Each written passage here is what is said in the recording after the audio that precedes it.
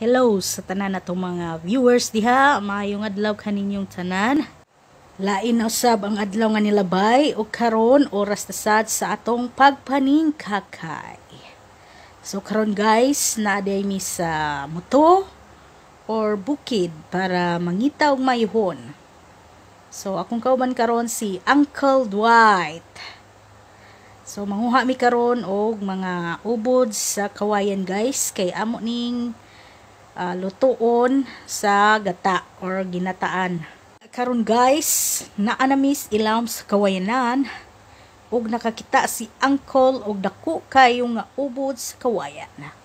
Pero usa nimo na makuha, kinahanglan sa ka matunok, kinahanglan ka masangit aron imo gid nang makuha.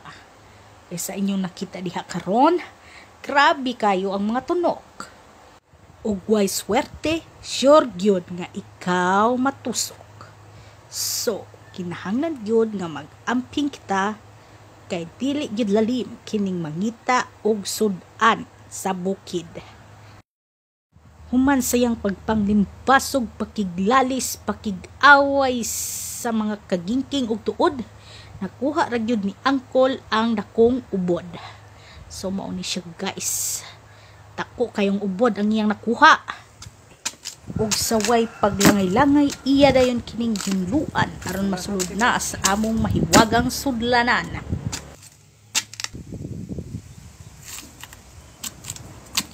Mauna ni guys ang ubod sa kawayan.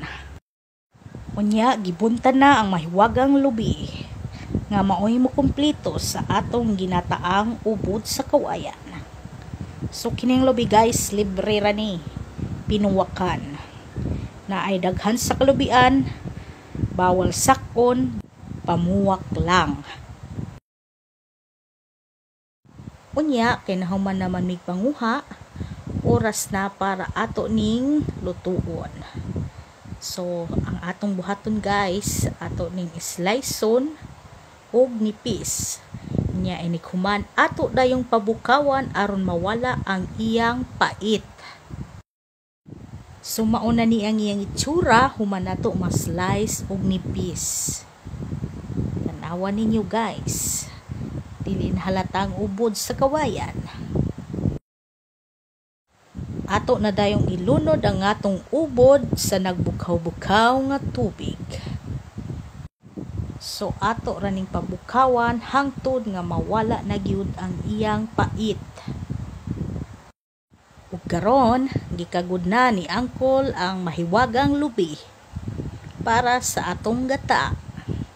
So akong usbon sa katong nagamit og kaguran, maghinay aron dili masamad. Ug mauni ang atong mga ricados natay tangad, dahon sa sibuyas, ahos, luya, kalabo, unya, kalamunggay. So mauna ni ang atong pinabukawan nga ubod sa kawayan. Ato na ning hugasan para mawala na gyud ang iyang mga namilit nga pait-pait.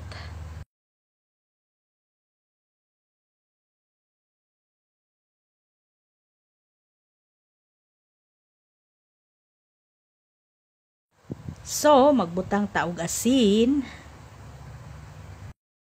Dayon ang iyang mga ricados. Isunod na dayon nato ang ubod sa kawayan.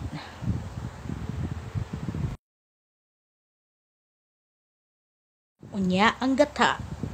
The effort to remain faithful to our cause. So ato lang ni pabukawan og gamay. Butangan dayon og paminta, pampahumot. Unya ang ato dayong pampalasa.